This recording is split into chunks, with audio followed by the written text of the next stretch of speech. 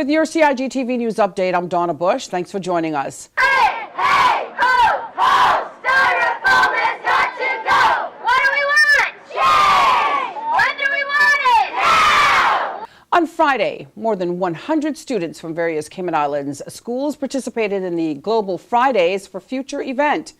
On these Fridays, school children around the world protest against worldwide inaction against their government's environmental damaging activities, negatively affecting their future. Now, at Friday's event, we spoke with Minister for the Environment, the Honorable DWAYNE SEYMOUR, as well as former senior DOE enforcement officer of 23 years, Mr. LADNER WATLER. Anytime you hear children of this country, I mean, they're the future. You know, if we're not listening to the children, then, you know, who are we building this country for? So they're telling us, look, this is how we want our country to grow. This is the country that we want to live in. So we have to listen to them and try to steer them. You know, if there's a track that they're on that just can't work or doesn't lend itself for the Cayman Islands, then, you know, we have to help steer them, but we need to listen to them and try to help them achieve their goals. Glad to see right now that young kids, because it's their island now, it's their world, are getting interested, which I never saw that before. I used to go to the schools. I've been up to the college and gave some lectures and stuff. But to see what's happening here now, I'm very proud of it, and it gives me some encouragement to maybe keep on doing the job. Organized by the local National Trust and Plastic Free Cayman, the goal of the peaceful display of signs and banners is to highlight the growing problems of both plastic pollution and climate change here on our islands.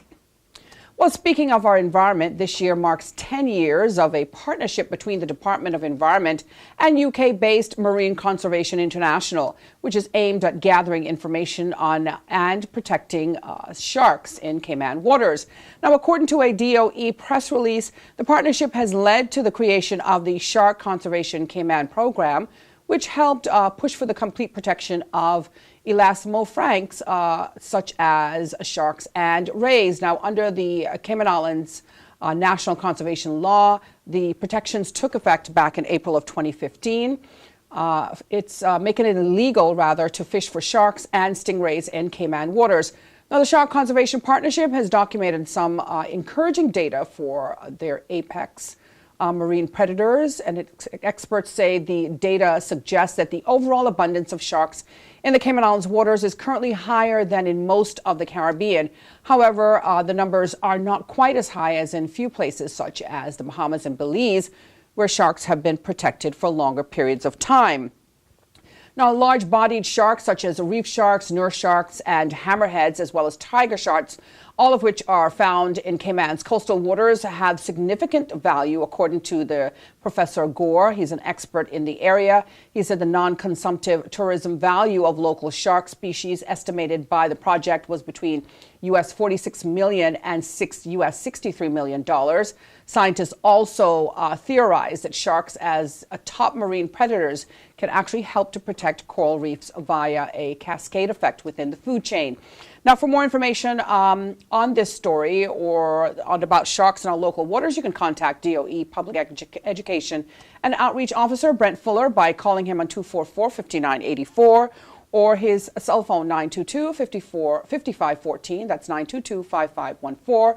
Or you can email him at brent.fuller@gov.ky. Finally, today, the 34th Annual Association of Caribbean Commissioners of Police General Meeting and Conference was hosted by the RCIPS last week here in the Cayman Islands. At the end of the four-day event, 2 Royal Cayman Islands police officers were awarded as finalists in the Regional Recognition Awards program. During each conference, a gala is held in honor of the Amalgamated Securities Services Limited, and the Regional Recognition Awards program winners are then chosen. Now, the nominees for these awards are all police officers who were put forward by their respective forces and services across the Caribbean. There are 3 categories that officers can be nominated in, and they are Top Caribbean Career Move, Top Caribbean Community Policing Officer, and Top Caribbean Crime Fighter. In previous years, the RCIPS has had several officers nominated, some of whom have won or placed in the various categories. This year, the RCIPS nominated 2 officers to be recognized and considered, both of whom were finalists in their respective categories. Acting Chief Inspector Everton Spence was nominated for Top Caribbean Career Move after being recognized for his exceptional leadership and management skills. Officer Spence placed 3rd in the region for the category of Top Caribbean Career Move. Also nominated was Acting Police Sergeant Kenville Bryan, who was recognized for the category of Top Crime Fighter. Officer Bryan placed 2nd in his category of Top Caribbean Crime Fighter.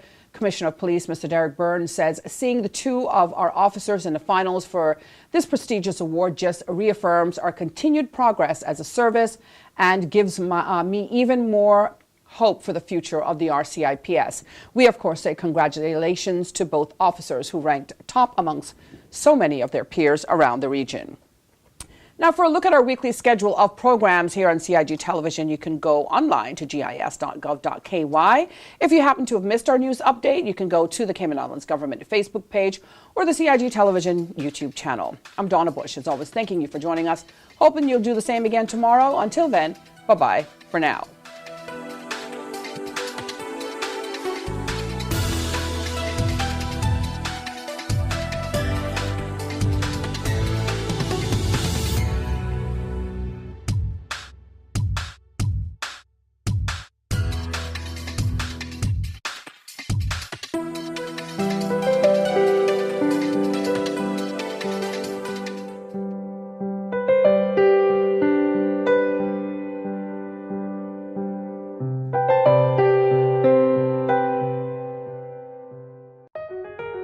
Did you know that planning permission is required for a shed? Did you know you should check with the department as a planning and permit application may be required?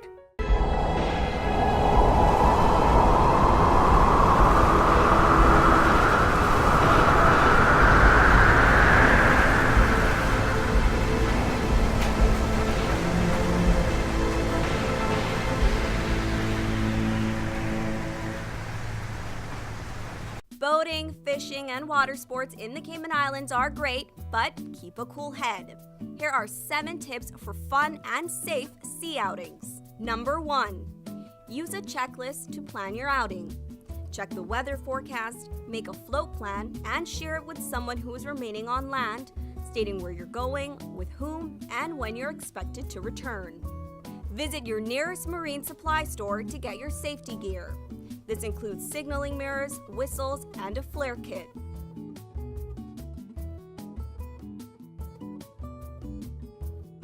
It's also very important to have onboard flotation devices and life vests for each person. There are different types of vests. Some are for water sport activities such as snorkeling, and others are for going on offshore boating or on fishing trips. Number 2.